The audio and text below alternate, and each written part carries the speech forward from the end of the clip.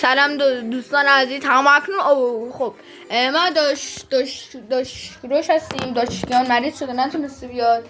الان داشتمیر اومده با اورگنگ. آره اینا آبجونه. آره دیگه.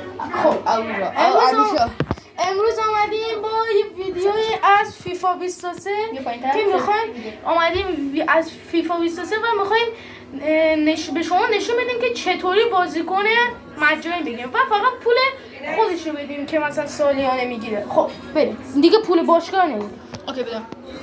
خب اینجا میایم روی ترانسفر، بعد میایم روی سرچ پلیر. روی سرچ پلیر کلیک میکنیم، بعد دیگه کاری نداریم، میایم اینجا میکنیم ترانسفر لیست، یعنی بابت تیمش هم باید پول بدیم، پول زیاد، قرضی نمیخوایم.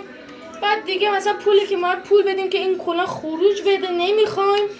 و فری ایجنتس یعنی چی؟ یعنی بازیکنان مجانی، یعنی تیم ندارن، فقط پول خوشمی خورده، مثلا پول خوردی بهشون میدیم. خب این روی این کلیک میکنیم و وای میزنیم. اگه PS4 دارین مثلث همه اینا بازیکنان مجانی هستن.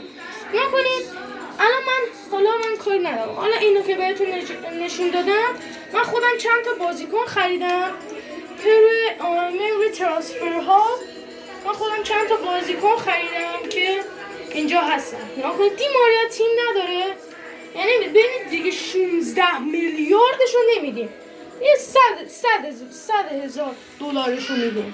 خب این مثلا بازیکنای دیگه ای که مثلا قدرتشون میایم اینجا، مثلا بازیکنایی که من مجانی خریدم، مثلا اینجا اکرم عفیف معروفم که استقلالی ازش خاطره خوبی ندارم. مثلا نگاه مارکوس آلونسو، بازیکن خوب و اوورال 7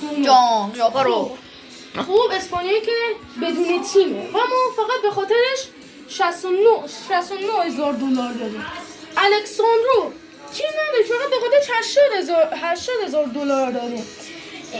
یا مثلا مانندی مثلا سعود عبدالحمید الهلالی عربستانی که بابتش فقط 50,000 دلار.